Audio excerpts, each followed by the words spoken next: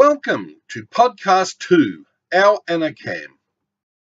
Here is our story on how we purchased our Annecam. Our flights took over 31 hours from Melbourne, Australia to Split, Croatia, via Doha and Munich. We did that without any stopovers. It was one flight connecting with the next all the way. I can remember having less than 6 hours in total between flights. It was almost 2 whole days without any meaningful sleep. And when you add the time it took to get to Melbourne Airport from where we once lived, I should mention that this was only the second time that I had been out of Australia. The first time was a flight to the beautiful Fiji to be a tourist staying in a resort for 10 days. Annie had been an international traveller for most of her life. Cara, her daughter, was even born in Hong Kong. We had arranged a hire car to use to get from the Split airport to where we had to go. I will point out that I had never driven a car with the steering wheel on the wrong side before in my entire life. Without much thought, we jumped in and quickly found that we were sitting on the wrong side of the car, and as Annie said that she would not drive in a foreign country. What would possibly go wrong, you might ask?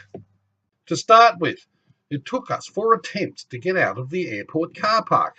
The first 3 attempts, we found ourselves on the wrong lane on the entry side of the road behind the boom gates. We needed the exit side, and that should have been simple, but every sign was written in Croatian. Note to oneself, learn to read and speak the local lingo before leaving home. But we didn't, and here we were, trying to find our hotel that I had pre-booked for our first night. We did not even have in-car GPS to guide us. The streets were narrow, and after all, there had been little change to the roads in this part of the world since early Roman time. We drove for what seemed like ages without success. We thought that we were hopelessly lost, so we found a car park and were about to ask for directions when we noticed right across the street a sign with the name of our hotel. Talk about sheer luck. And we thought that we were lost. We couldn't have claimed that we exactly knew where we were going, but we did not. After a big sigh of relief and a laugh, we were checked in for a much sought after sleep. The next morning we woke up to what we thought was a reasonable time of the day, only to find out that it was only 5 a.m. Something to do with our very unadjusted body clocks. That happens when travelling to the other side of the world from a very different time zone. As breakfast was not available until 7:30 a.m, we showered and went for a walk. Talk about being blown away by what we had walked into. Try to picture this. We had just come from a country with a European history that goes back about 250 years, and here we were, walking on cobbled streets, through, in and around buildings that go back well over 2,500 years. We had no idea the city was founded as a Greek colony in the 2nd or 3rd century BC. Absolutely no idea until we experienced firsthand that it was home to the Roman emperor of the day. We walked for what seemed like hours, past docks, along canals, through the markets that had everything one could possibly poke a stick at. And I'm sure it was then that Annie thought that she had died and gone to heaven. We purchased a t-shirt each with the logos on the front that said, Pirate of Croatia. We still have those t-shirts, and we were about to become real pirates of Croatia. After breakfast and checking out of the hotel, we drove from Split to Sukošan, along the beautiful Adriatic coast, past some of the islands we would be sailing around. We drove through numerous villages and cities that neither of us had a snowball's chance in hell of pronouncing their names at the time. On arrival, we checked in to the hotel that we had pre-booked for a week. It was just across the road from the Marina Dalmatia. This was going to be our base to head out and have a look at all of the yachts that I had shortlisted in Croatia. There were a couple more in Italy and Spain that I had earmarked if the ones in Croatia turned out to be unsuitable. The next morning we had a meeting with Michael from Blue Nordic Yachts.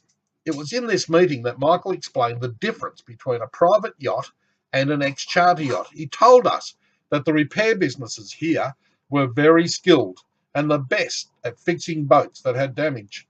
He said they were that good at what they did, no one could detect their repair work. Even though the yacht would pass a survey, they could lead to a lot of trouble in years to come. The first yacht he showed us was called El Sueno, a 2005 Bavaria 46 cruiser. She was a very clean vessel that was privately owned and that had never been in charter. This yacht was an owner's 3-cabin version. We opened every bilge, inspection panel, every locker, lazarette. We checked both heads and the electronics and the navigation station. We were very impressed of how clean and tidy she was inside. We checked the winches, the rigging, the helms, the sails. We could not find a single fault. And with only a short discussion, we decided we did not need to look any further, as all but one of the other yachts we had listed were ex-charter yachts. This yacht was going to be our Annecam. This yacht was the one that would carry us back to Australia. This was the real start to our sailing adventure. And much to the delight of Michael, the broker, we said yes. Now the fun began. Our broker, Michael, would not allow the owner of El Sueno, who was also called Michael, to sell to us without first spending a week completing sea trials to show us how all the systems worked, how to set the sails, how to anchor, how to handle her at the dock. The sea trials lasted only 2 days, as Michael, the owner, said to Michael, the broker, that he could not show us any more about the system, and was more than happy to sign the contract of sale to start the slow process of changing an Austrian registered ship over to an Australian registered ship. It's only 2 extra letters. You would think that this should be a walk in the park. It was not. The first part of this process was the easy part, as it took only a couple of days to receive the deregistration documents from the Austrian ship's registry. We had to have these documents translated and sent to the Australian Maritime Safety Authority, as AMSA happens to be the only place we have for ships registration. This part of the process took over 6 weeks. There was a lot of excitement, and we officially performed the name change ceremony the day the official registration turned up. We obtained our official Croatian vignetta, the cruising permit, from the Zadar harbour master, and completed our crew list at the same time. The very next day, we cast off and sailed around some of the islands for a week as a shakedown cruise. The following week, we cleared out of Croatia and sailed to Ancona, Italy, to clear in there, as our 3-month visa was almost at an end in Croatia. We were now true international sailors for the very first time.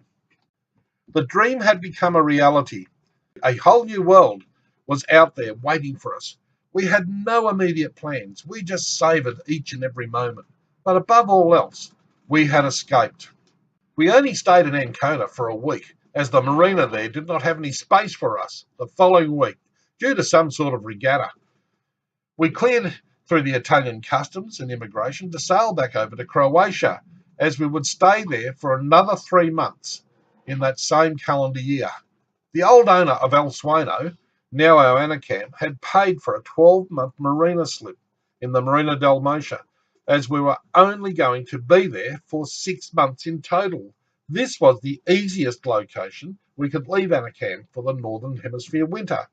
We spent the rest of our time sailing around the Croatian, meeting lots of wonderful people, and our dear friend Fiona joined us for a couple of weeks on her way from the Doctor Who convention held in the United Kingdom. Fiona, we affectionately call Pivo, would go on to join us every year as we sailed Annecam back to Australia. This podcast is the second for us on Annecam. Stay tuned, there will be more.